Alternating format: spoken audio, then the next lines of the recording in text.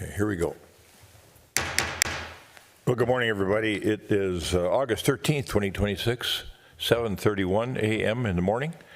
And this is the meeting of the Edina Housing and Redevelopment Authority on this particular date. And we are handling these meetings in a hybrid sort of fashion. People can tune in remotely and watch the meeting, participate at the appropriate times. If they have a community comment, they can do so, or if we have a public hearing, they can do it at that point in time. We don't have any public hearings this morning.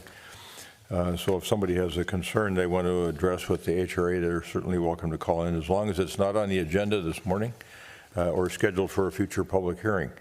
Having provided that information, let's call the meeting to order and ask our Executive Director to call the roll. Commissioner Risser. Here. Commissioner Jackson. Here. Commissioner Pierce. Here. Commissioner Agnew. Here. Chair Hovland. Here. Next is the Pledge of Allegiance. Pledge allegiance to the flag of the United States of America and to the republic for which it stands, one nation, under God, indivisible, with liberty and justice for all. Thanks, everybody. We've got a form of meeting agenda that was published both for the benefit of the HRA members and the general public. Is there anyone on the, any commissioner that wants to modify the agenda in any form or fashion, or any staff member? Okay, hearing nothing, is there a motion to approve the meeting agenda for the August 13 HRA meeting? So moved. A second. Commissioner Pierce moves, Commissioner Agnew seconds the adoption of the meeting agenda for the meeting today. Any further discussion? All those in favor of adopting the meeting agenda as published, say aye. Aye. Opposed? We need to do a roll call. You do. Yeah. You do. Sorry. I just caught myself on that too, right before. Oh, it's catching all of us. You got to get the roll call here. We got roll call here too. I'll jump in. All right, all right. Commissioner Risser. Aye. Let's make sure we have a roll call on the important agenda. Commissioner Jackson. Aye. Commissioner Pierce. Aye. Commissioner Agnew. Aye. Chair Hovland. Aye. The meeting agenda is adopted. We've got a document to work from. Next is community comment. I don't see anybody in the audience other than a couple of our potential Spark recipients. Anybody online? Director Benarott. No, we do not have anyone online, but because there is a brief delay with the broadcast, I would recommend we wait for 1 minute or so before moving on with the agenda. My clock shows that it's 7:34. I'll come back to you at 7:35 or when I have a caller, whichever's first. All right, thank you.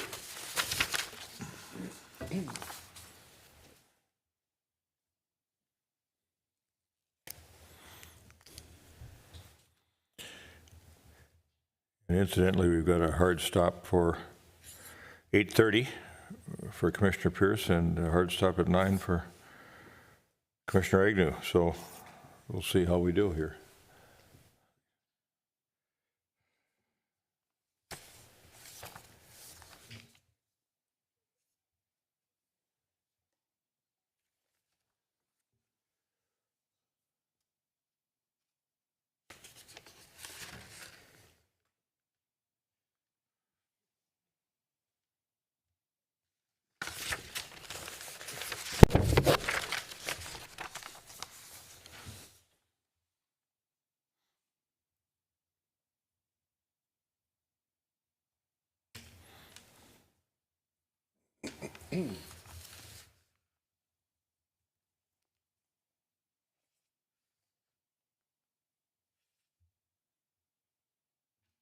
A minute has now expired and we still don't have a caller, so I think it's safe for you to move forward with the agenda. All right, very good. Thank you for that.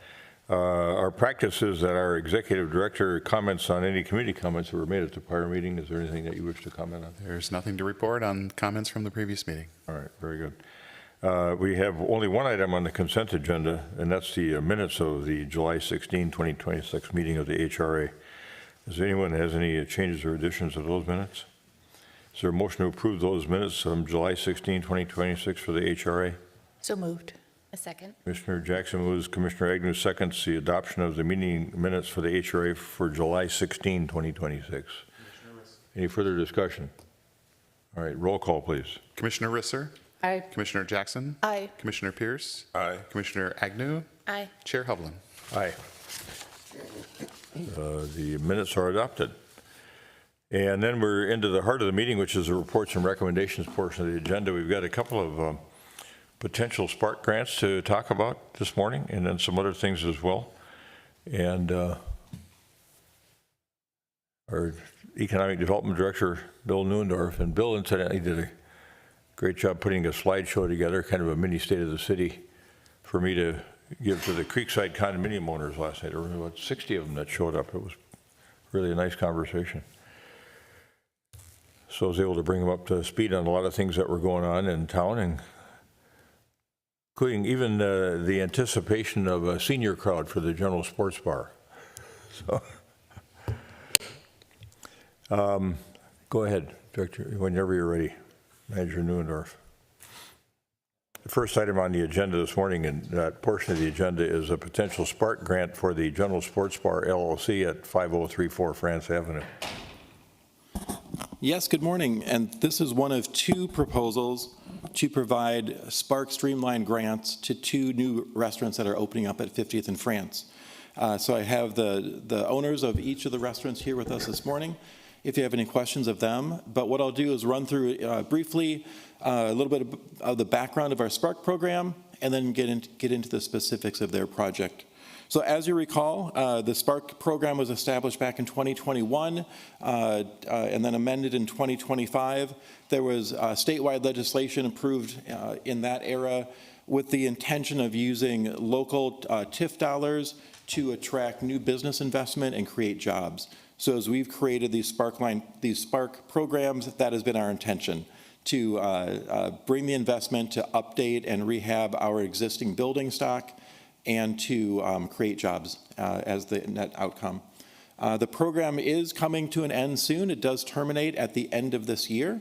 So this might be the last time we talk about Spark. We'll see how that goes. We're getting close to the deadline.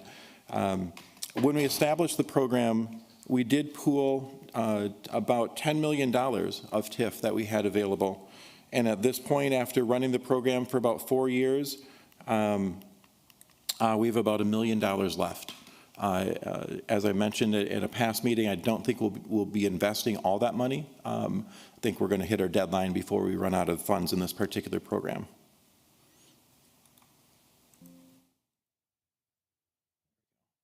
This is the simplest program we created with Spark. We call it Streamline Grant for a reason. It's a smaller grant amount. We try to keep it as simple as we can. And we try to problem solve when new businesses run into hurdles that derail the project or intend to throw it off schedule or kill it. So we've done maybe a half dozen of these. We try to make it easy to implement, really focus on remodeling, not on massive new projects, but small business remodels and expansion.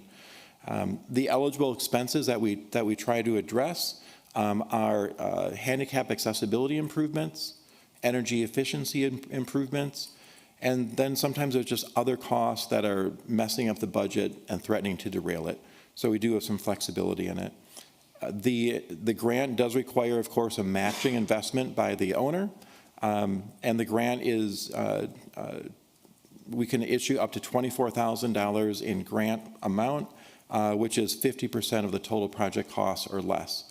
In our cases, we've always been like 2%, 1% of the costs. And importantly, we want to be really cognizant of that end of the year deadline. So we require the businesses to be finished no later than November of this year, so we can close out the paperwork and make sure everything is buttoned up at the end of December. We do issue these grants primarily as reimbursement.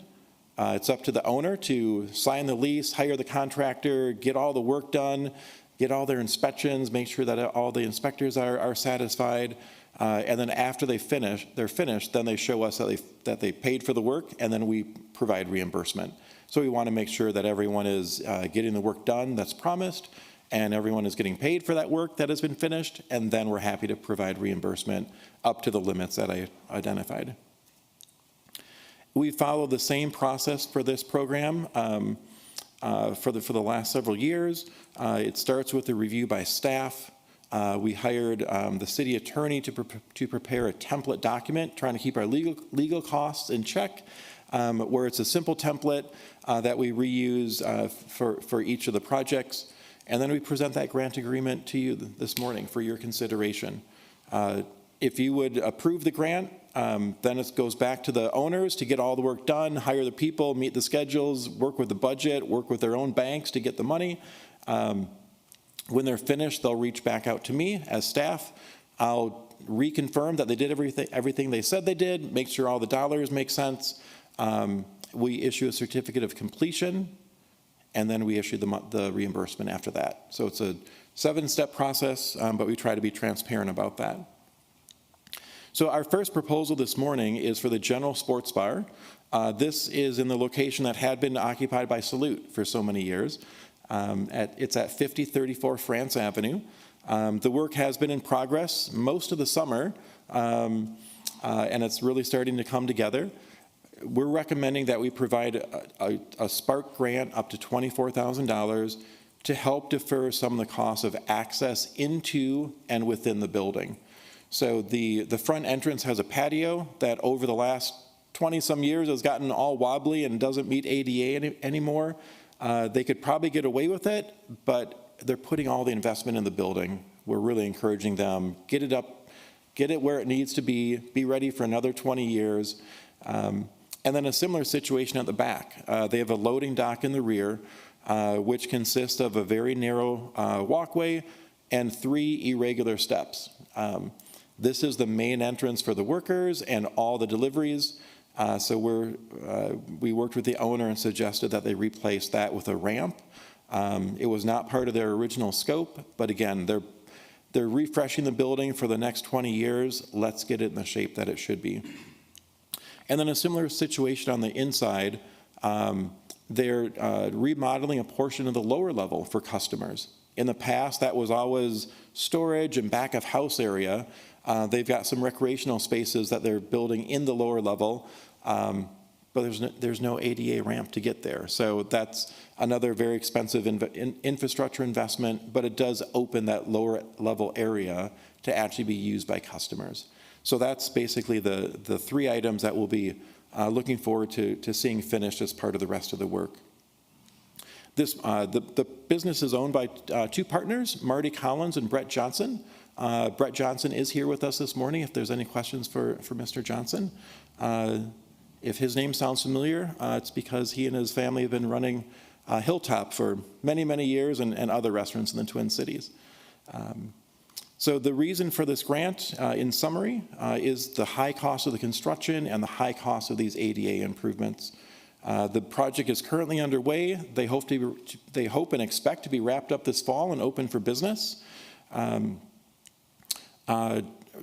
With the reopening of the restaurant, we're creating jobs, so we make sure that we satisfy that goal of the overall program. And at this point, their budget is about $1 million to rehab the building and get it up and running. The eligible work, the front entrance, the rear entrance, and that interior ramp costs about $38,000. And with this grant, we can pledge to reimburse them up to $24,000. So I just wanted to reinforce that it's a pretty small grant, but without the grant, these little fixes would not happen. It's just they're talking with the owners, they're already over budget, and they want to do the best job and have it set for the next generation. And that's what this grant will be used for. So in conclusion, staff certainly recommends that we do approve this grant agreement with the General Sports Bar LLC is the official name of the company. And with your consent, I would then implement the terms of the grant over the next several months. So with that, Mr. Chair, I'll turn it back to you for any questions. Thank you, Manager Neuendorf. Any questions for Manager Neuendorf or for Brett Johnson? Yes, Commissioner Risser. Just if we could get the packet and the staff report fixed, because the information background is the text for the next item, the coffee and cafe. So as I was reading it, I was thinking, there's a mother-son team doing sports bars and cafes, but that's not the case. And so I don't know if there was anything in that text that did not get put in the information background that we should have. Certainly the names of the developers for the sports bar should be in there instead of the Schusters. So if that could be fixed, that would be great. I'm happy to look into that. I didn't see that same I'm looking at it right situation? now. Yeah, I noticed it too. It's, so we never got the information background for this. It's accurate on the board portal. Okay, Yeah. Okay. so just maybe get it for the one that the public sees. Sure, my apologies. I'm not sure what happened there. All right. Okay, other questions, comments from folks? All right, I think that presentation was thorough. This is not the first dance with the Spark process, so I think our commissioners are pretty comfortable with everything. Mr. Johnson, anything you want to add? In terms of need, I think Mr. Noondar Yeah, no, covered thank pretty you. well. I'm happy to answer any questions about the project, but yeah, we're super excited, hoping to open early September, and thanks for all the support thus far. Yeah, Commissioner Jackson, go ahead. Yes, please. So, thank you, Mr. Chair. Tell us what the activities in the basement are going to be. That sounds really fun. Yeah, it's super fun. So Paris Soleil actually has their corporate office in our building as well, and they never use this space. It's a pretty small space, maybe only about 15 to 20 people. But like private parties, we're anticipating doing a ton of like banquets for, sports teams or whatever's involved in the community. And we're actually putting a golf simulator down there with some games. So yeah, we're really excited. Terrific. Thank you. Yeah, of course. Good. Anything else? Okay. Oh, Commissioner Risser, go ahead. And I have consistently been voting against these Spark grants, and it has to do with the whole situation where we are and projects within the city that need to be funded. I'm particularly concerned about Lewis Park and getting a new park building there. So I have consistently been voting against these grants, and I just want to say that does not reflect the feelings that I have about this development. And so just in advance, I'm thinking about Lewis Park, and I understand this was dedicated for this purpose, but for 2 years I've tried to get a new building up there, and now we've got a little, maybe it'll hold together, but it's pretty dicey. And at our last council meeting, we heard from the chief of police that he's going to be asking for new officers. And so, you talk about a $24,000 grant. It doesn't seem like much, but we've whittled down $10 million. And so that's where I'm coming from. So I just want to understand. say that in advance. I understand. Thank you. Yep. All right, thank you for that. Is there a motion to approve the grant agreement with the General Sports Bar LLC and authorize staff to implement the terms therein of the Spark arrangement? So moved. Second. Commissioner Jackson moves, Commissioner Pierce seconds the motion as stated. Anything further? Roll call, please. Commissioner Agnew. Aye. Commissioner Pierce. Aye. Commissioner Jackson. Aye. Commissioner Risser. Nay. Chair Hovland. Aye. Motion passes. The motion is to approve the grant agreement with the General Sports Bar LLC and authorize staff to implement the terms therein. And we wish you the best. Thank you. Keep us apprised of when the grand opening is going to occur. Of course. All right, thank you. Thank you.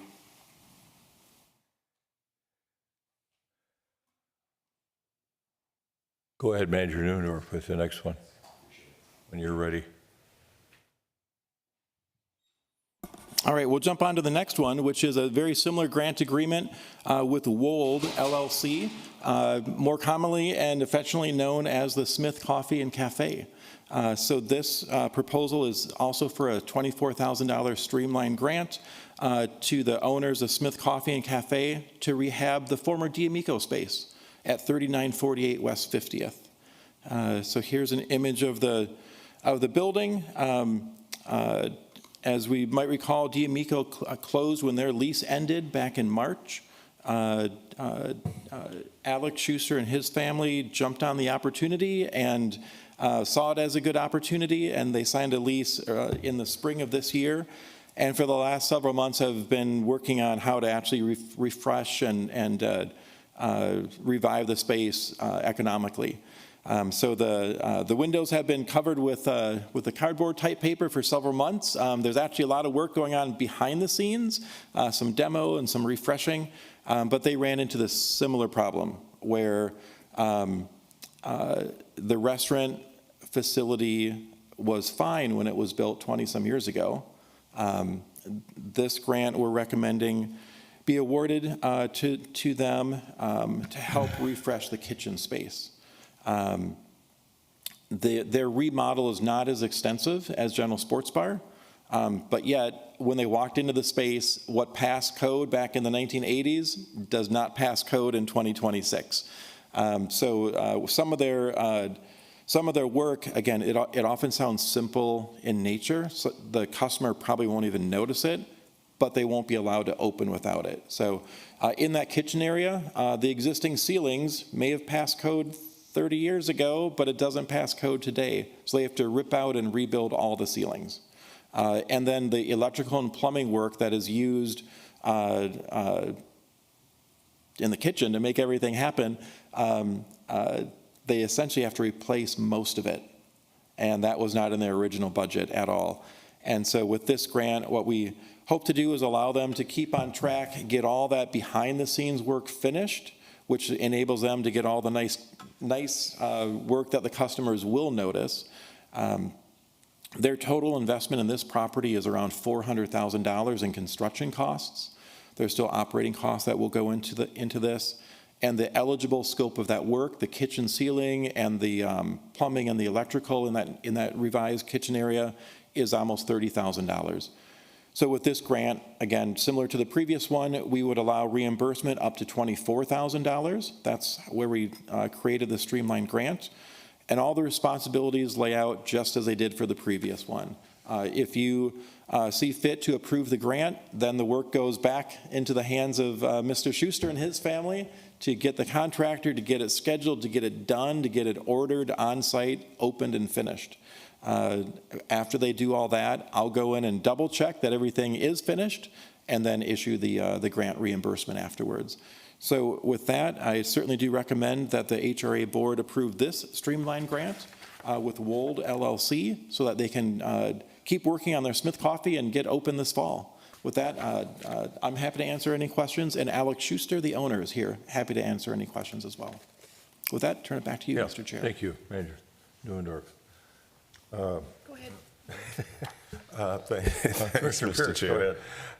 I'm I got whipsawed there. Like I was watching a tennis match. I don't Maybe want to ping make pong. I don't want to make any assumptions. I'm not sure about the business itself. So can you just share with us, or maybe just me, everyone else may know?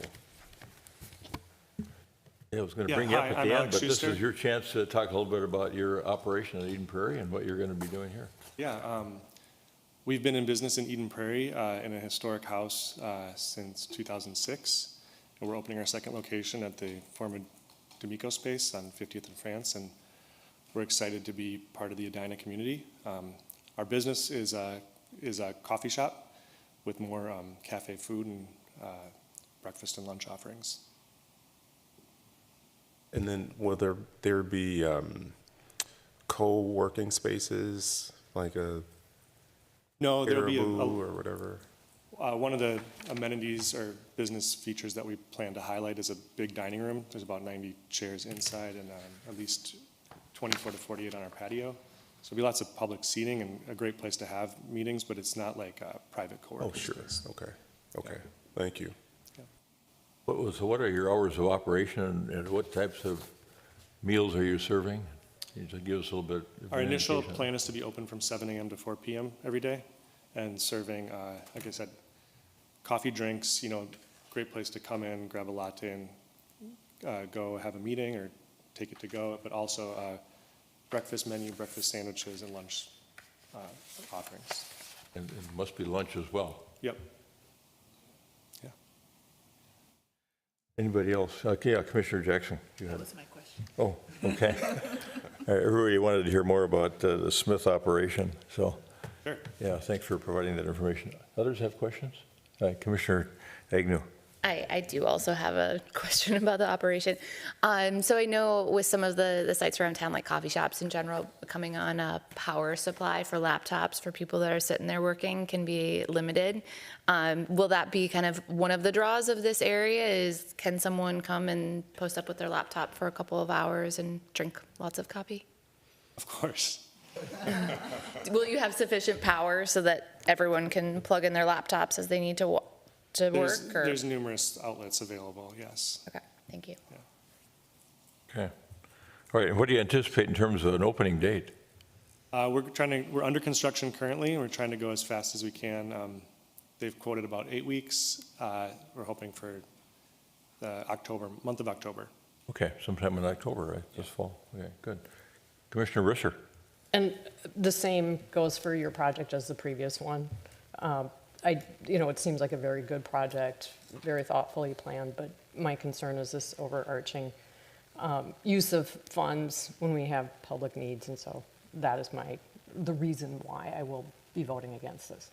I understand. Thank you. All right, very good. Any other questions, comments from commissioners? Is there a motion to approve the grant agreement with Wold LLC and authorize staff to implement the terms therein? So moved. Second.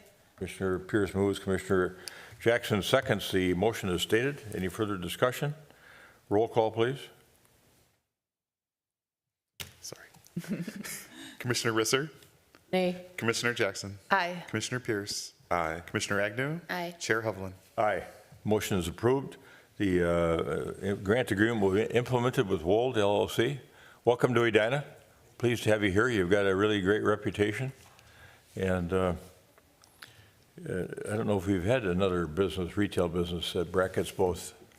It has facilities in both Eden Prairie and Edina, but so it's maybe a first. So we'll be eager to have you open and get in there for coffee and breakfast. All right, thanks for being here.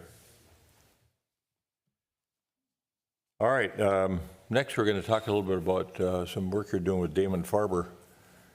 And we've got apparently some extra funds available that we can do some monument signage with, and eager to visit about that as well. Sure, that's correct. So this next item, 7.3, is the request to approve a professional service agreement with Damon Farber Associates. And this work is for landscape and entry sign design. I have in the packet I have the report and the contract, and then also a very brief presentation that they had put together. This proposal is related to the recently finished bridge over Highway 100 at Vernon and 50th, the big project that took a little bit longer than we had all hoped for, but it's finished now. For a few decades now in our capital improvement plan, we've had a line item for monument entry signs to Edina. And over the years, we've built one of these when a previous opportunity arose. And now that this new bridge is finished, the landscaping areas are defined and set, it's a great opportunity to move forward with that goal again. So the contract would be to hire Damon Farber to actually design the sign that we can then go out for bid and construction. And then if we do go out for bid, we would also add, their scope does include administration during that construction project. So we wrapped it into one contract. Total contract amount is just a little bit more than $84,000. And we would pay for this using TIF funds. That's how we paid for the previous sign. We still do expect some funds to be available in that Centennial Lakes account next year in 2027. So I had reported to you earlier this year that we're pretty much tapped out on that fund. Some of the dollars went to build the bridge. Some of the dollars from that account went to build the Roslyn pedestrian bridge. So at the precise moment, we're a little bit low in that account, but we've employed a strategy of doing interfund loans with the intention that as new private projects are finished, those taxes would then regenerate and repopulate that fund. And we do expect that to happen in 2027. So with this proposal, I'll show you a few of the ideas they had in mind to put some context to this. So this is the concept sketch of two different versions of the sign. Staff is recommending that we go with the version on the left, which is that horizontal. Very simple message, Edina welcomes you. So as you exit Highway 100, that would be your first entrance into Edina. Either the north or the south? So this would be as you enter Edina going southbound on Highway 100. And that area, there's a large open space where there's plenty of room for a horizontal sign. We also did explore a vertically oriented sign that could be located when you exit going northbound, so closer to City Hall. The challenge with the northbound facing sign is that there's a giant hill that's very steep, and so the physical footage to put a sign is much, much tighter. And if you're sitting at that intersection in a car or truck, that little grassy area is obscured by 2 traffic signals, 2 light poles. And so I think if we did put a sign there, it would just be obscured by all the infrastructure. So at this point in time, recognizing budget constraints as well, we're recommending only going with 1 sign on the southbound exit ramp. It would be dual faced, so if you're driving east and west on Vernon or 50th, you would also be able to see it from that direction. So we hired Damon Farber earlier this year to explore what these opportunities might look like as we saw the project coming together, and then we waited to bring this to you until we knew exactly where those streetlights were, exactly where those light poles were, because if we do make the investment, we want it to be nice and really welcome people to Edina in that Edina quality. So this rendering shows the sign location on the west side of Highway 100. Currently, it is paved concrete in the foreground, and then there'll be whatever MnDOT plants for grass or things that might grow there. We'd really like to amplify that with a palette of lilac, maybe some pine trees to actually give some greenery to that area rather than just the little scrub grass and the sign. And then these are other images in the packet, but this is what you might see from a driver experience. The image on the right would be if you're exiting the highway, your welcome would be on the right-hand side. On the left-hand side is the highway, so not a lot to see there. And then if we did do something on the northbound exit, so this is the east side of Highway 100, this is that steep hill that I mentioned. So similar concept with lilacs and pine trees and a vertically oriented sign, but this is one we recommend holding off on. I don't think it's money well spent at this point. I think it is helpful to put some landscaping there. Maybe the lilacs go in or something like that. But the signs are estimated to cost at least $200,000 a piece. So since this one would be obscured by this traffic pole, this giant street light, and then you see the sign in the middle, I think there's a better way to welcome people to Edina at that intersection at some point in the future. I don't even think that's a good location to welcome people. That's right when you're leaving town. Yeah. It's right when you're on the entrance ramp into Highway 100 going northbound. What, did you look at all at as you turn towards City Hall?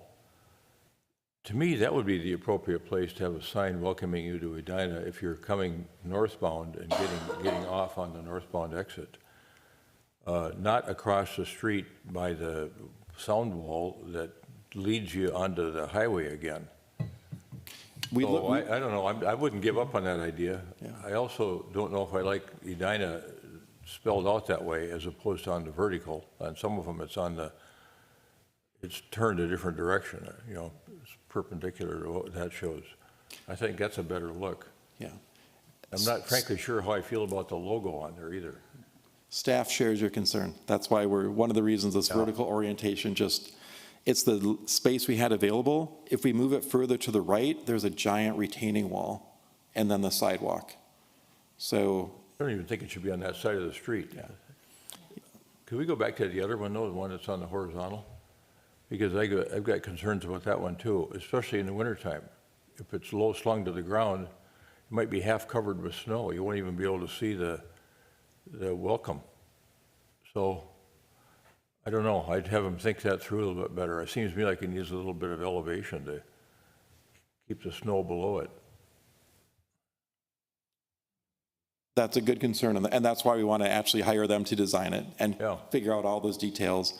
We would, of course, bring it back to you before we go much further, and there are some critical decisions, like you mentioned, the height of it, and also the plantings. Like if the plantings are too aggressive, they'll obscure the sign. So having an expert landscaper like Damon Farber on board to incorporate those two is, we think, the best path for success. You just reminded me of something I've been meaning to talk to somebody about, and that is really the existing signages that we have over at 66th and York.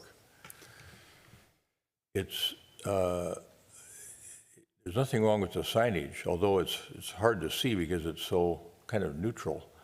But when you make that turn to the, if you're going eastbound on 66th and you're turning by the hotel there onto York, that little pork chop piece has tall grass in it. You can't see who's coming. Now, I see they've chopped it all Yeah, down. they trimmed You that gotta down. get that out of there and put in some low-slung flowers It's no or longer, something, it's or no longer shrubs. obstructing vision. But yeah, I mean, it was, you had to get your nose out into traffic to see if anybody was coming.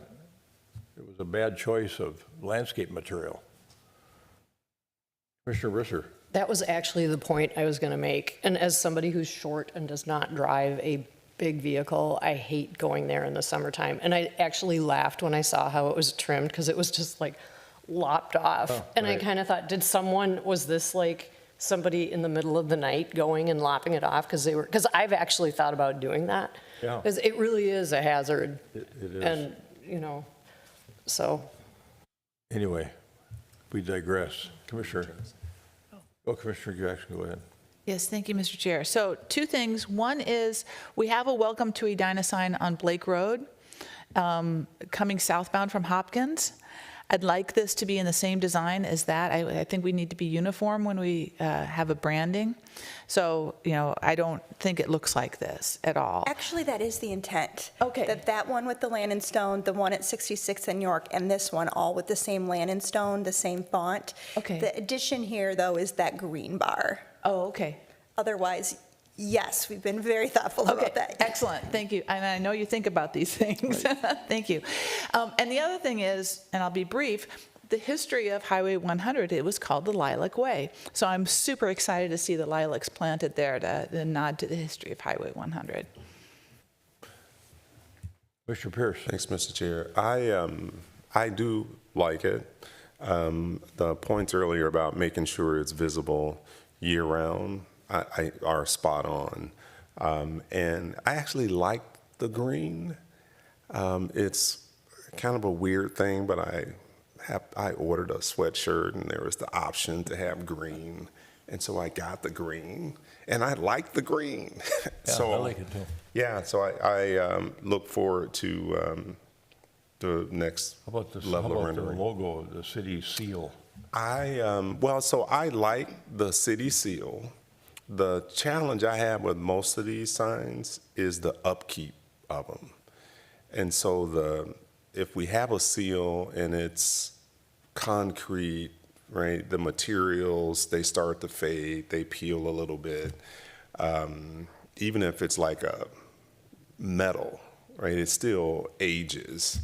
And so the concrete, you're able to refresh that by just painting it. And so I do like the emblem, but it has to be in a way that's sustainable so that it always looks good. And I think that's been rare where I've seen that it always looks good. No. Commissioner. Thank you. How much did we pay to design the other signs, like the one that's at 66 in New York? That was about 10 years ago, so my memory might be a little bit fuzzy. Comparable. The one at 66, it was 10 years ago, so it was a lot less. I don't recall. I'm guessing design costs back then were less than 40,000. Okay. The construction budget for that one, I think, was 80 or 100. Again, Because a this little just bit feels fuzzy. like a lot of money to spend on a design. Like, I would be like, oh, 80,000, great, we're gonna get a new sign and that will be great. But then it's like, oh no, and by the way, you also then have to pay hundreds of thousands of dollars to get the sign. When then I look at what we have at 66th and York and I'm like, that's fine. Can't we just copy and paste that design for $0? Yeah, part of the challenge with the site, you had alluded to some of it. So right now, this is a stormwater swale, so it actually dives down. So we could hire a sign company to draw the words Edina, right? And that's a simple sign. But this one has a structural foundation. We don't want to mess up the stormwater system, but we don't want it to flood or to be blocked by snow. And then some of the bigger challenges are, if we do light it, there's no electrical source anywhere.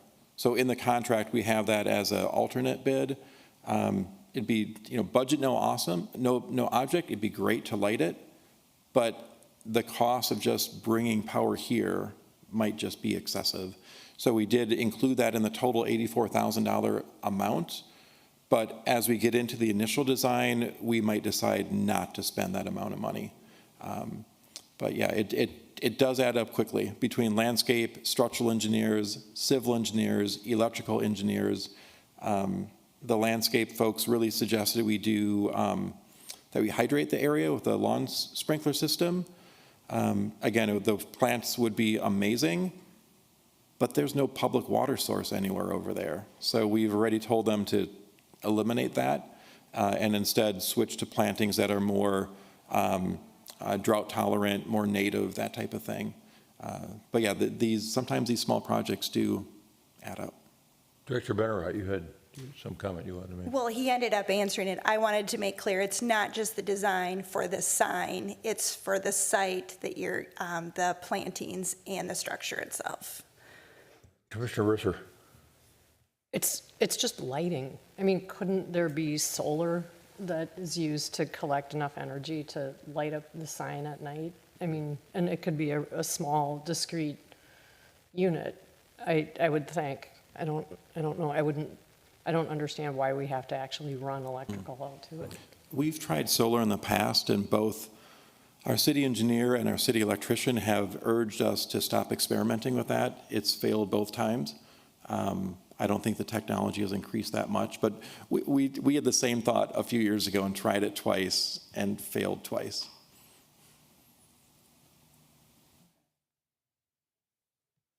Commissioner Agnew. Thank you.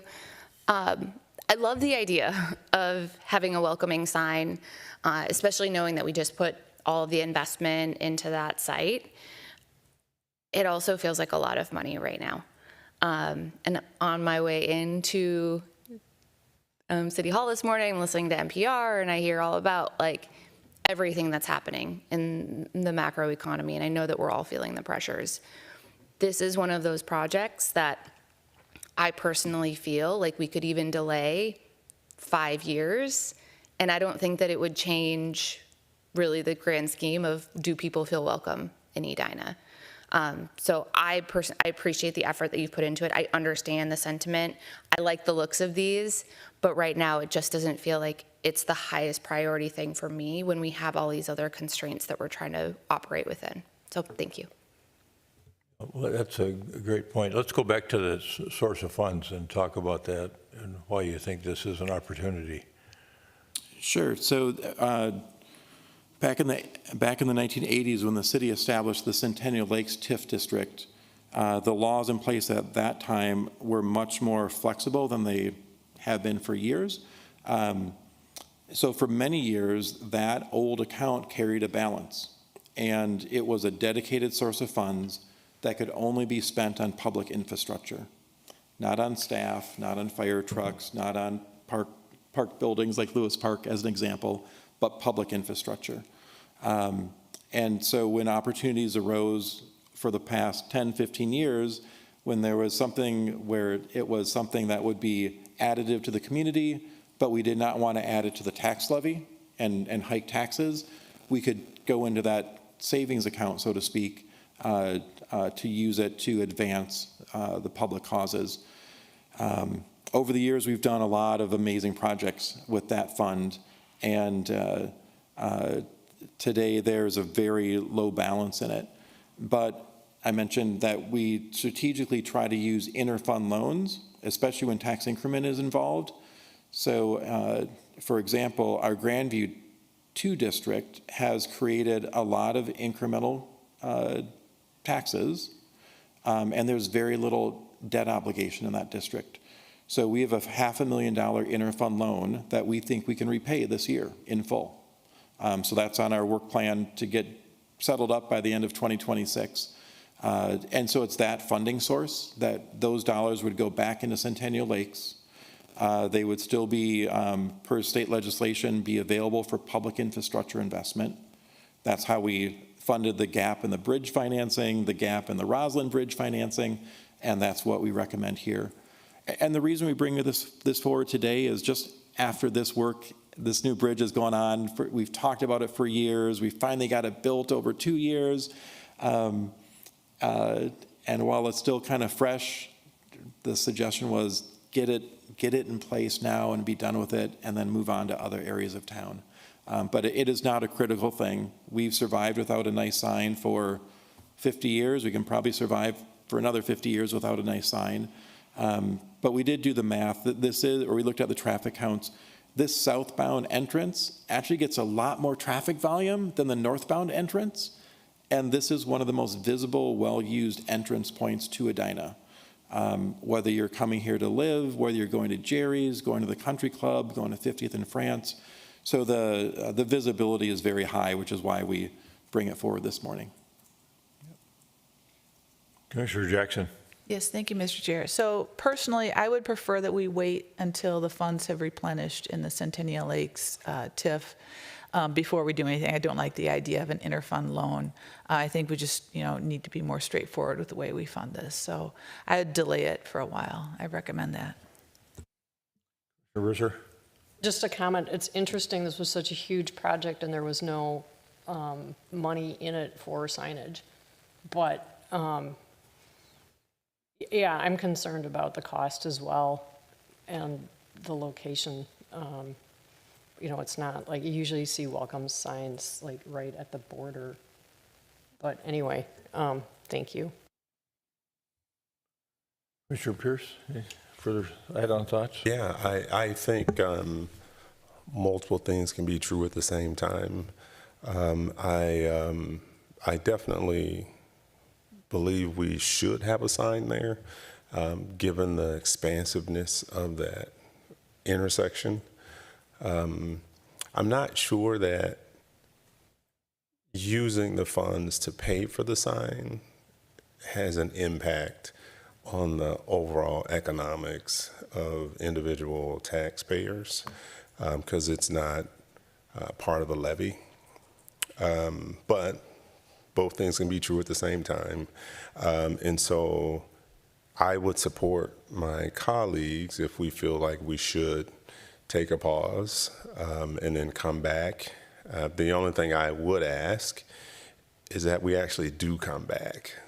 Like I wouldn't want us, if we go 5 years without a sign, we can go 50. So if we really think we want to do it, we should be thinking about, I would say, putting a plan in place to do it next year or the year after at a minimum.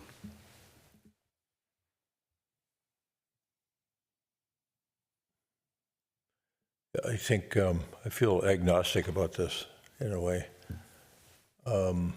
People have asked me over the years, how come you don't have any signage at this location welcoming people to Edina? And I thought it was a fair point. Most other cities have some kind of sign welcoming you to their community.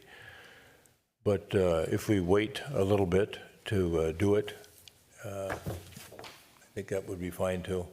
If we commit ourselves to maybe revisit this 6 months or a year from now, that's fine. There's something a little bit difficult to absorb about spending $84,000 for design fees, regardless of how many people are involved. It just seems like a lot of money to me too. So it's a timing issue right now. There's a desire, but it's a kind of reflection of people's own personal budgets. There's things that you'd like to do for your family or you're improving your household, but timing is always a critical issue. So I think you're getting a uniform message that bring it back, but no action today. Come back, what do you think, 6 months? Come back? 6 months is good. Is that okay? Okay. All right, sounds good. Look at Will it, do. look Thank at it you. again in the spring. We'll get past our budget work and our levy and see where we are. All right, I have Okay. one other proposal.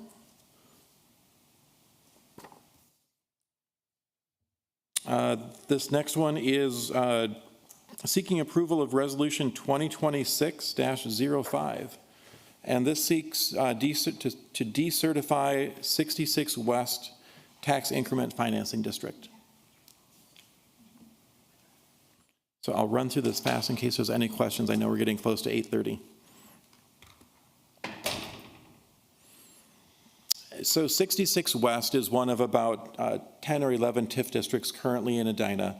In the presentation and in your packet, I have some background, some context, and then the proposed solution. But about 10 years ago, there was a budget gap in this project, the 66 West apartment buildings.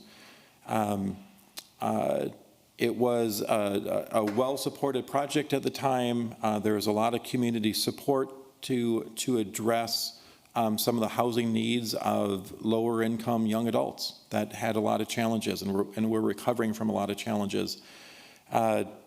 Back in that era, the city did receive special legislation that allowed Southdale 2 monies, so tax monies collected from the mall, to be used for other purposes, specifically affordable housing. And back in that era, we had actually asked the legislature for more flexibility. We'd hoped to use it as an infrastructure source, but the legislators were very clear that they would allow those funds to be used for affordable housing and nothing else. And so TIF was used to provide a last-minute gap in that project. TIF was one of 10 different funding sources needed to make that project go. It was a last-minute thing when I don't know what went wrong in their budget, but they had a gap of about $275,000. So relatively small amount. It's not the biggest building. It's still six figures. We employed the same strategy where we had the developer build the project, reach a certain milestone, then we inserted our money to keep the contractor on site and keep them working, and we structured it internally as an interfund loan with the thought of, if that project over time pays enough taxes, let's reimburse ourselves at $275,000. We can then use it for another project some other day. And for several years, the way the taxes were structured, it was repaying the loan. But in the last few years, there were changes in statewide tax law, the 4D program, that applies to affordable housing. And the goal of that state legislation is to make affordable housing more affordable to operate. So the taxes those buildings pay is a lot less than it used to be. So staff monitors this a few times a year to keep an eye on how TIF is affecting our budgets. And we've reached the point where we recommend that it's just time to close this one. The way the tax laws are currently structured, the repayment of this internal loan will stretch on for decades. And one of the downsides of TIF, I guess upside or downside, depending on your perspective, there's a lot of oversight, there's a lot of reporting, internally, externally, which means there's a lot of cost. So it's a couple $1,000s every year just to do the reporting on each of these districts. For a big active district, a couple $1,000s is not a problem. But at this point, for this district, which is one parcel, one building, and it's less than an acre, a couple $1,000s of expense means that's money we're not going to use to repay the loan. So at this point, we recommend repaying that interfund loan from a different source, from the Amundsen TIF district that was established for the same purpose, and just closing down that loan and then decertifying the 66 West TIF district. Again, it's not going to move the needle a lot as far as taxes, but the administrative cost at this point, we recommend it's just not worth the effort to keep all the administrative steps in place. This is an image of the building. I should have gone through this a minute ago. Nearly 10 years ago, is when it opened. It's hard to believe it's been that long. 39 units of affordable housing. It had formerly been a bank, commercial bank. TCF was there back in the day. This is the location map. It's the one parcel right across from the auto repair center in the medical district, or next to the medical district. When we established the TIF district, it was set to decertify in 2041. And as I mentioned, with these changes in tax structure, even in 2041, we still would not have that internal loan repaid. And so that's how we reached the conclusion. We were on the fence last year about this, but now seeing the numbers the same in 2026, it's clear to staff that it's just not worth the effort. So with that interfund loan, there was a resolution passed in 2017 to authorize up to $300,000. Ultimately, we only needed $275,000, and with TIF, we give the developer what they need, which is usually a lot less than what they ask for. The interfund loan collects 0 interest. To date, the balance remaining is $169,000. So over the years, it did perform well for several years. The corollary to this is the Amundsen TIF district, which was created using the same special legislative laws. That has a balance of $176,000, so certainly enough to repay the debt. The city, the HRA, is empowered to shift TIF funds from one district to the next. So that's why we do recommend shifting the money from Amundsen into 66. 66 then repays the loan. We stop that paperwork trail, close 66 West. We decertify it 20 years earlier or so, and then move on with the rest of life. So again, a small step, but we don't think it's worth the administrative expense to keep this one going. So with that, I certainly recommend that this resolution be approved and that you authorize us to decertify that TIF district early. Questions for Manager Newendorf? Commissioner Risser. Well, I'm going to do homework on the Class 4D implications for other complexes, but as I just did a brief look, this could impact other developments that we are pursuing and just the amount of return. And so that really needs to be calculated into, the overall presentation, I think. And you don't have to be 100% affordable in order to pursue this. And since we don't calculate, because some of our units that are counted as affordable are super small and could be, possibly naturally occurring affordable rentals. And since we're not getting the information about what that figure would be to make it an affordable rental just in the marketplace because of the size, I've been frustrated because I feel like sometimes we're approving things that, or we're considering things and we don't really fully know what that differential cost is that the TIF is covering. So this adds another wrinkle to that, and I just wanted to comment on that. But this is kind of a big deal. So I don't have anything specific about this project, but thank you.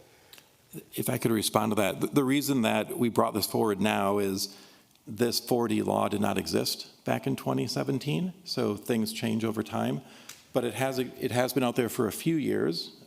So any new project, any current project, we do take it into consideration. It is part of the very complex TIF analysis. Oftentimes I simplify things and say TIF is complicated. This is one of the many nuances and complexities. My colleague, Ms. Hawkinson, is our internal expert on 4D, so she's well aware of it. And then anytime we use a financial advisor at Ellers or others, they're also very familiar with it. So it's we're not caught by surprise. All the other projects we have analyzed for this, it's just this one particular project was built well before this law even existed. But moving forward, we hear this is going to produce X amount of affordable rentals, okay? But we don't know what the market rate would be for that unit. We don't know, we don't get that information when it comes to the HRA. And so we need to know what a market rate cost would be for a unit that we are designating as affordable, and then what the differential is And that's a key piece of information, and that needs to start being part of our packet. I know not all of us are in agreement, but I really do think we need to have cost per square footage, not just doors. Thank you. Commissioner Agnew. Thank you. I'll admit, I'm a little confused by this one, and I just want me to kind of like repeat what I'm hearing and have you fill in some of the gaps. So it sounds like what we did is we took money from the Southdale 2 TIF district and almost created like this separate TIF district that just took money from that to help fund that. Is that accurate? That's exactly correct. Yes. Okay. And then when we did this, what was the amount then, the total, that we did for this 66 West TIF district? How much did we take from that to apply here? Sure. My recollection is it was a total of 550, and half of it was structured differently, so it was not an interfund loan, but the interfund loan portion was 275,000. Okay, so we're saying there was 550,000 and half-ish of that was an interfund loan. What was the other? I recall it just being a grant from Southdale 2 that was non-repayable. It just filled a gap that was delaying that project. Okay, so we basically said, here's half to help, and then we expect 275 of this to get paid back, correct? Right, one TIF district would pay it back to another TIF district. Okay. Yes. And so how did we expect that to be paid back? Because like the way that I think of tax increment financing is there's an increment because of the development. But I'm guessing that there were more taxes paid by a bank than there would be what's there now. So help me understand, like, Sure, how did we sure. expect to pay this money back? Sure, and I apologize, I don't have the old numbers in my head, but your assumption is inaccurate. So the bank paid much lower taxes. It was a 40 or 50-year-old bank building that had not been updated for decades.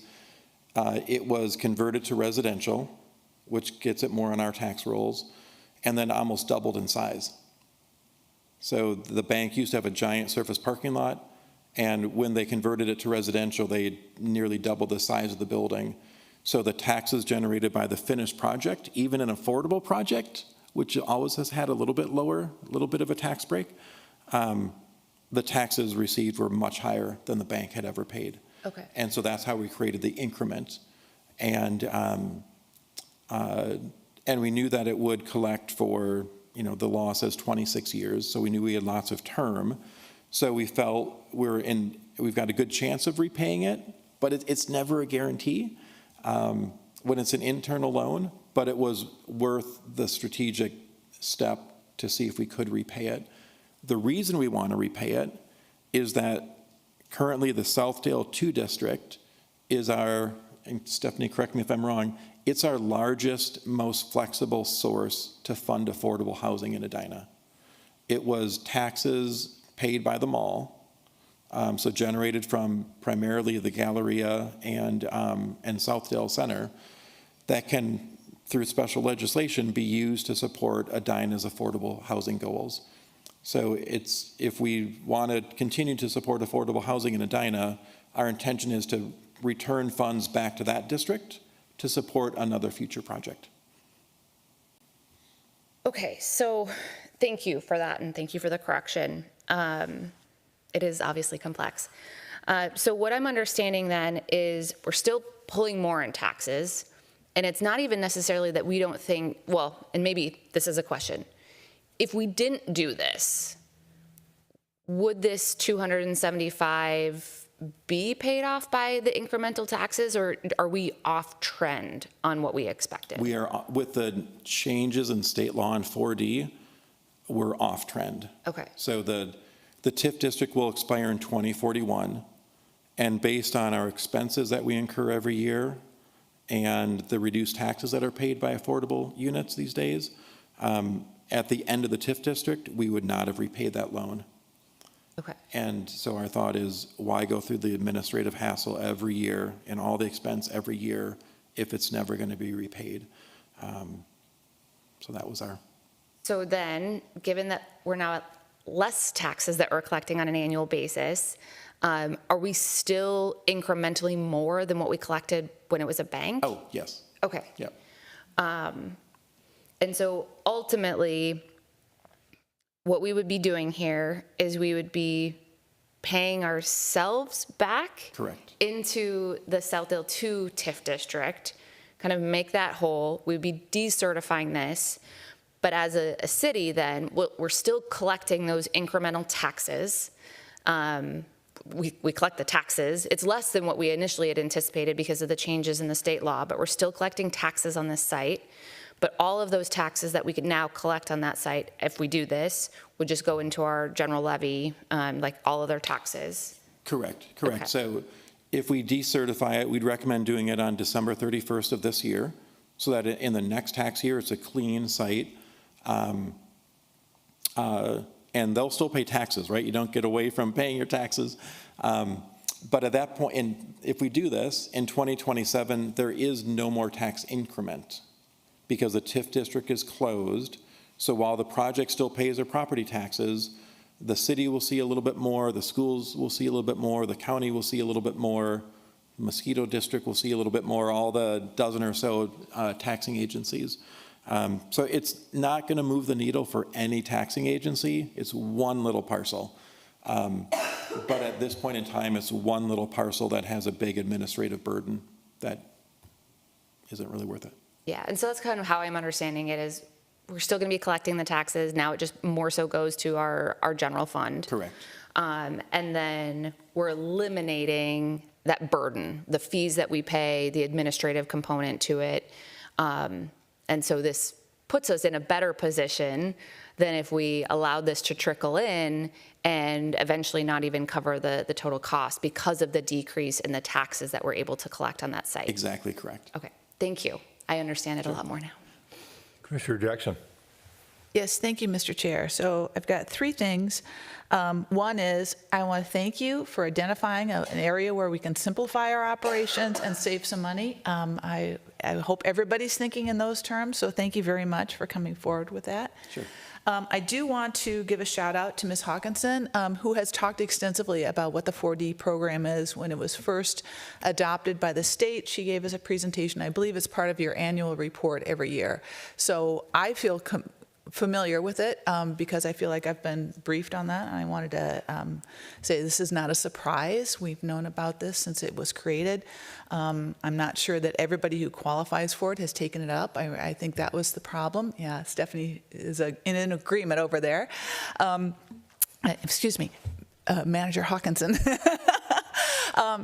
And the other question is, so the money's going to be coming from the Amundsen Flats revenue to pay this off, correct? Correct. And that was also initially funded through the Southdale 2 TIF, is that correct? Correct. Okay, so it's really, we've had three pots and we're pushing it into two Correct. at this point. Okay, so simplified, save money, and it's not anything new, complicated, or different from what is already in the structure with Amundsen Flats. Correct. Okay, terrific, thank you. Commissioner Risser, do you have your hand up again? Yeah, I do want to say I like the idea of doing this and getting more money into the general fund. Also with Southdale too, it is just for affordable housing, but it is absolutely amazing that it can be TIF money used for projects that don't spur development. You know, and I'm thinking of our HEROES program. So it really has decoupled that economic goal that you usually associate with TIF. And so I think, you know, doing this so that we're getting it into the general fund makes a lot of sense. And I do remain very uncomfortable with TIF financing that is decoupled from development. I still don't get why we're allowed to do that. But anyway, this seems like a good idea. Thank you. So I just have a couple of follow-up questions along the sequence of Member Agnew, I guess. There's 176,000 roughly in the Amundsen Flats TIF district, That's correct. and we're going to take 169,000 of that and use that to repay the outstanding loan amount that's owed by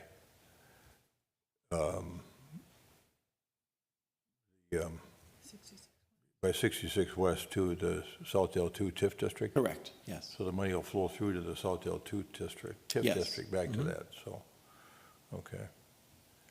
And so what are the complications, if any, of the lending? It's not a grant from the Amundsen Flats district, it's a loan from the Amundsen Flats district. What are the implications of them loaning money to an entity that is now shut down? Sure, so the, so to be, They're sitting there with a $169,000 note. sure, so It's to be, never going to be repaid to them.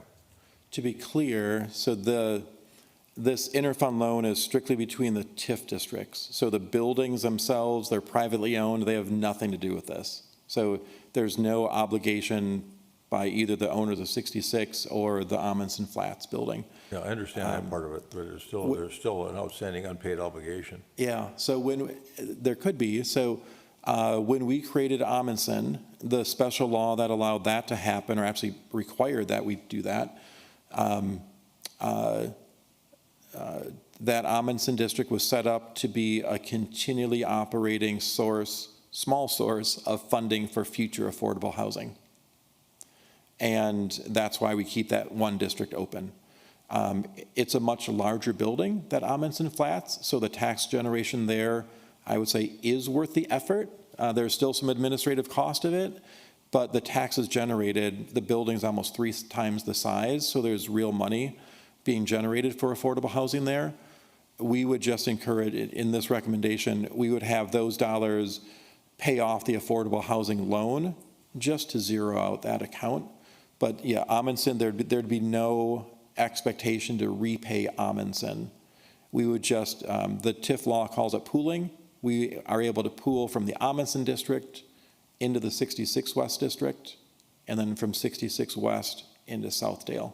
So it's one of those complex steps to do something very simple. But Amundsen would have, it would not be damaged, but the existing budget balance would be virtually eliminated for this year, and then it would start to replenish next year. We don't want to go negative in that district. That's also why we waited this year. Going negative in a TIF district is something we always avoid. But with this step, I think there'd be $7,000 or so left in balance, and then their annual tax payments are the $30,000 to $40,000 range. So come next spring, they'll have a very robust amount again. So it's the pooling law that allows us to do this. Correct. Because from a technical standpoint, Amundsen's getting stiffed. They're loaning money to, they're giving money to 66 West to pay off that loan. And technically owed that money back, but they're not getting it back because of the pooling law. Yeah, and when it's pooling, that means there's no expectation of repayment. And with Amundsen, the Amundsen district, it was an odd one, but it's the way that they wrote the law. There's no obligations in that Amundsen district. So there's no obligation to the developer or the neighbors or the residents or the public debt. There's no obligation. So it was created strictly to be one small way to amass a small annual budget for affordable housing. So again, we're not damaging anything or constraining ourselves, but we're just trying to clean up the 66 West situation. On the plus side, I suppose, because of the pooling regulations or law, you're moving $169,000 back into the Southdale 2 TIF district. Correct. Which gives us the ability to do a lot of different things. Right. Not constrained like the other districts. Okay. Correct. Other questions? All right. So the motion will be to approve Resolution 2026-05. A lot of good questions here, incidentally. approve Resolution 2026-05, approving the decertification of the 66 West Tax Increment Financing District. Is there a motion to that effect? So on my portal, it says 2026-04. Is that a different number? Is that what's the correct number? Oh, yeah, on the So let me pull up the document here. The correct number should be 2026-05. Okay, so maybe it's just the way it's written in here. Yeah, on the document itself, it's 05. Okay, thank you. Yeah, it was just the title. Just the title. That said 04, but the document is 05. On our board portal. Okay, good. So we've got the right number. So I'll make that motion. I'll second. Commissioner Jackson moves, Commissioner Agnew seconds the adoption of Resolution 2025-05, which would approve the decertification of the 66 West Tax Increment Financing District. Yep, 2026-05. 2026-05. Yeah, Right. just confirming. Thank you. Any further discussion? Roll call, please. Commissioner Risser, Aye. Commissioner Jackson, Aye. Commissioner Pierce, Commissioner Agnew, Aye. Chair Hovland. Aye. Motion approved. Resolution 2026-05 is adopted. The 66 West Tax Increment Financing District will be decertified. All right, you want to talk budget real quick? Or not? I'll do that one. Manager Neal? Thank you, Your Honor, and members of the HRA.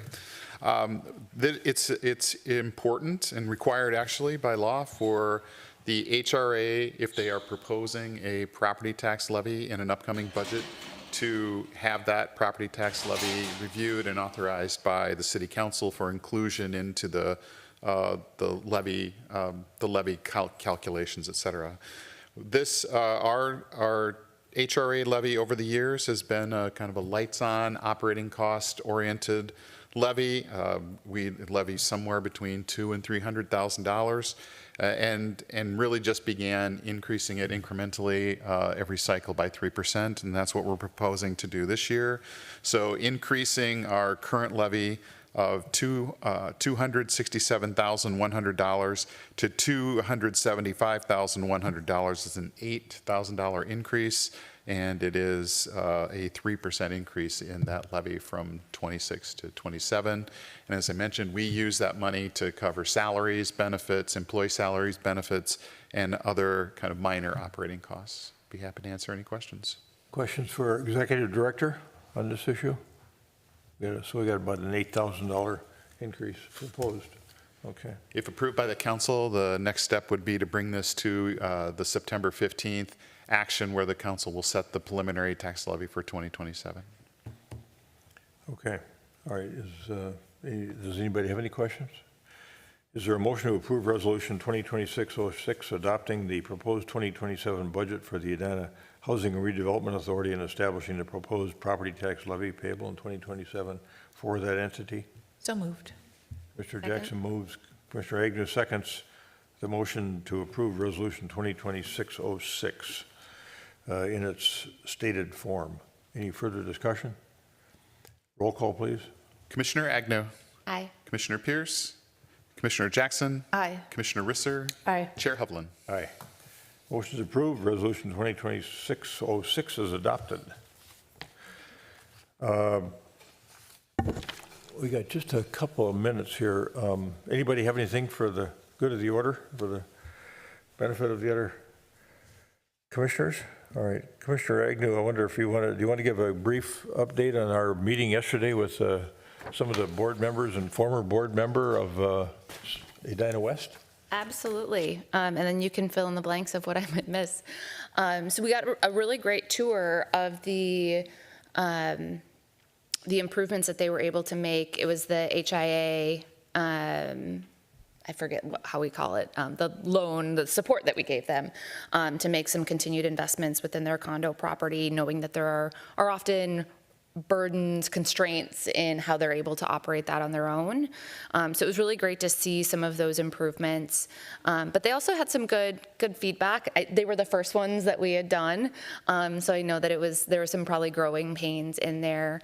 But I think one of the biggest things that I think will be valuable for us to dig into if we do a future one is thinking about kind of how we we encourage them or require them maybe to find their own bank and to find the loan, because I know that there were like a lot of fees. I think it ended up being a $5 million package that we had done, but they were only really able to spend, I think, 3.2 million of that.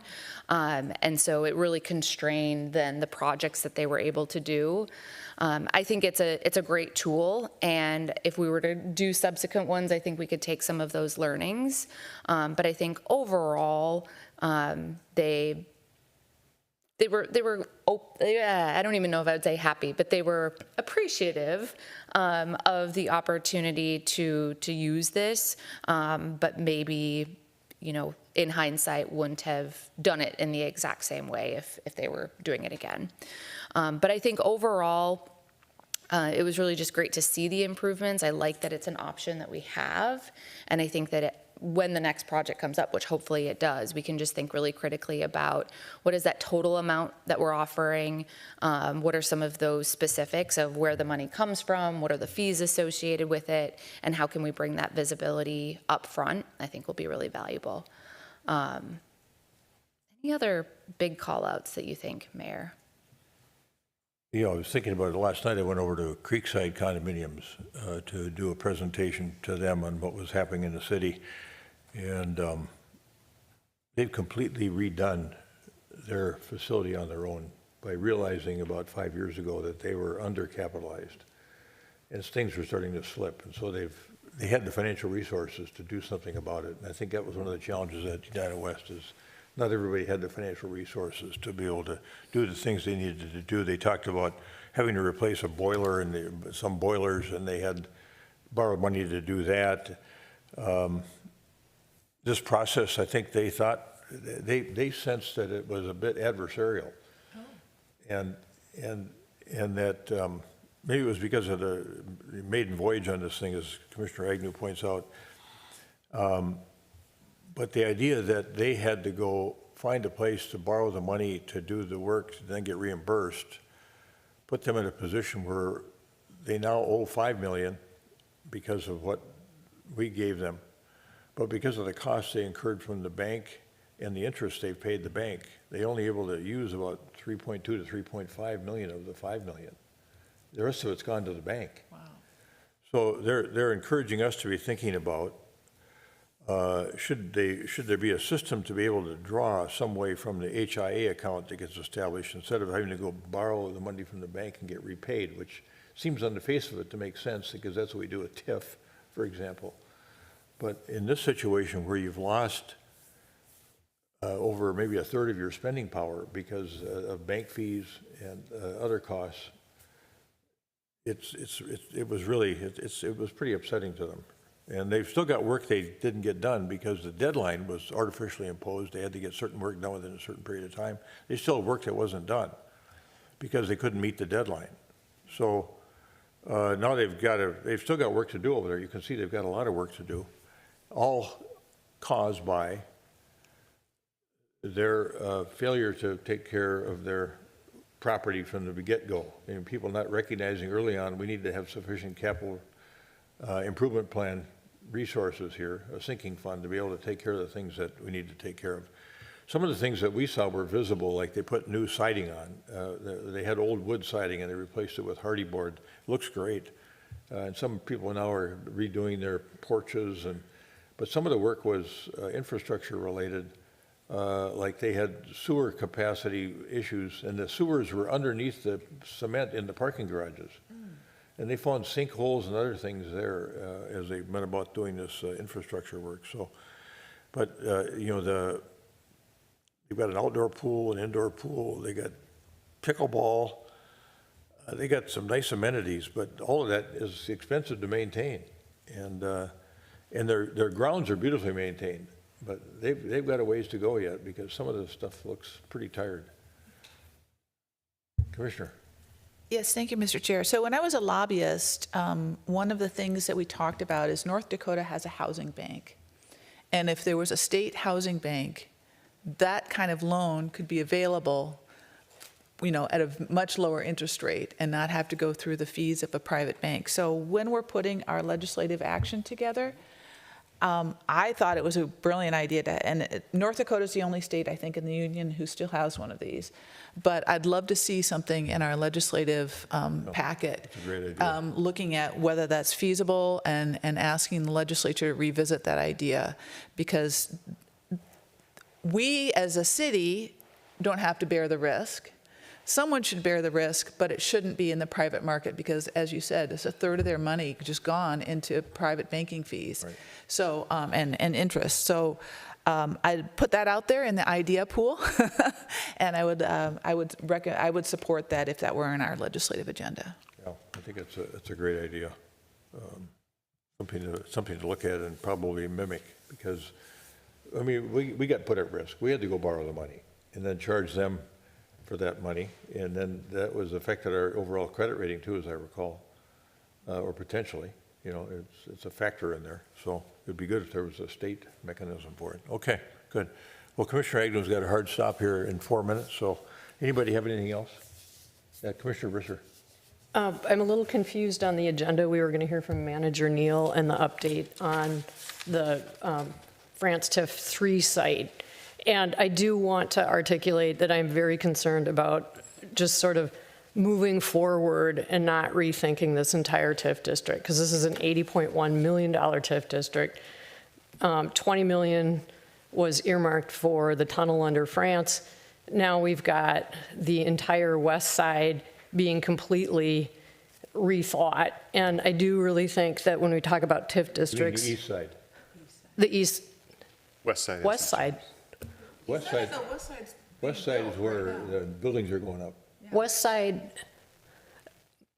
West side of the east side. right, okay. On the France-facing side of the east parcel. On the France-facing side, we've got that particular parcel. And the France-facing side, I mean, we're talking about, this is on the east side, okay?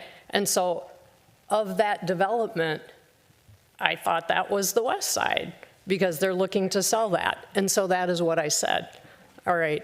And so that entire west side is being reconsidered. And I do think when we talk about TIF districts, the whole is bigger than the parts. And when this was negotiated, you know, the exciting things were along France Avenue. And now, you know, all of that is sort of just up in the air. And what we're looking at appears to be something that is going to be purely residential or pretty close to purely residential.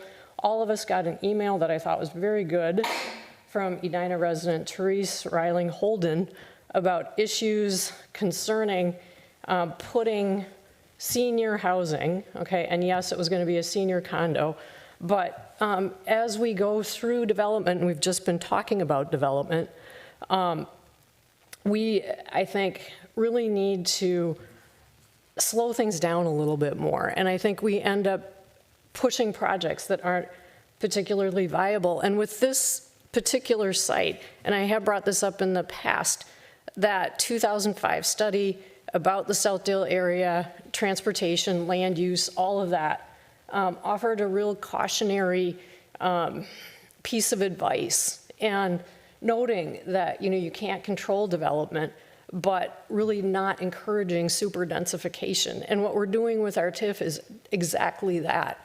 So now as you drive down France, it's fascinating. You didn't used to be able to see straight through to the promenade. Now you can do that. That berm that had been there is gone.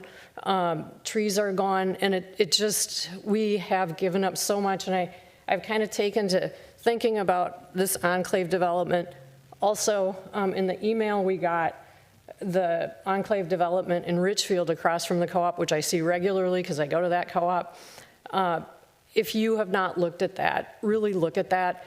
And then also as you go down France Avenue, you've got the enclave development that is just north of 50th and France on the Minneapolis side that did not receive any TIF money. And it'll be interesting to see what our TIF-financed multifamily enclave development looks like in comparison to the Minneapolis one, in comparison to the Richfield one. But I do have a lot of concerns about how we are moving forward. And so you know, in my comments, I guess, I was anticipating Manager Neal going before, but that is all I have. Thank you. Commissioner. So two things I'd like to say in response to that. First of all, we have not approved any use changes at this point. So to anticipate that it's going to be housing or not be housing, I think is putting the cart before the horse. Secondly, we did not push this forward. The state law says if somebody comes for a zoning change, if we don't respond within a certain period of time, they get it automatically. So we responded to an offer or to a proposal that was given to us, and we responded in a timely manner. We did not push this forward on any way, shape, or form. We did not rush it. By state law, we cannot slow this down. That's my understanding, and maybe Executive Director Neal can clarify that. But we don't set the timeline, the law does, and it was not rushed on our part. The only other cautionary note I would offer here is that to equate to what happened at 49th and France on the Enclave project of what we've been doing or thinking about doing down at the Macy's home store site is apples and oranges. I mean, we only use TIF if there's a public benefit. That's our clear guiding principle. And so there could have just been a development down there that was just cookie cutter standard development, but because we wanted to see certain things down there, like free underground parking and the promenade itself, connected with that big walkway, public art, all these other features that we thought were public amenities that improved the project and made it more consistent with what we like to see in our town in terms of development. Those are the elements that created the need for TIF down there. And where that's all going to shake out, Manager Newendorf, I'm assuming that story's yet to be told. And we don't know what that's going to be yet, but it's certainly not going to include a tunnel. And we'll have to wait and see what, and some of these public amenities are still the same as they were before, not the tunnel, but these other things still exist as things that we wanted to see happen down there that we thought were an appropriate use for TIF when we approved that project. And so how that gets affected by the new modified project, if it even goes forward, to your point, gets affected in terms of the TIF implications, that story's yet to be told. So, yeah, Commissioner. I do think it's appropriate to relook at that TIF agreement, given all the changes, and that's my point. Well, And, yeah, I assume that's what we'll be doing. I did not see that in the report that was in the packet, and I do think we need to look at that, and that doesn't just mean negotiating with the continued 80.1 million with whoever ends up developing the west side. Thank you.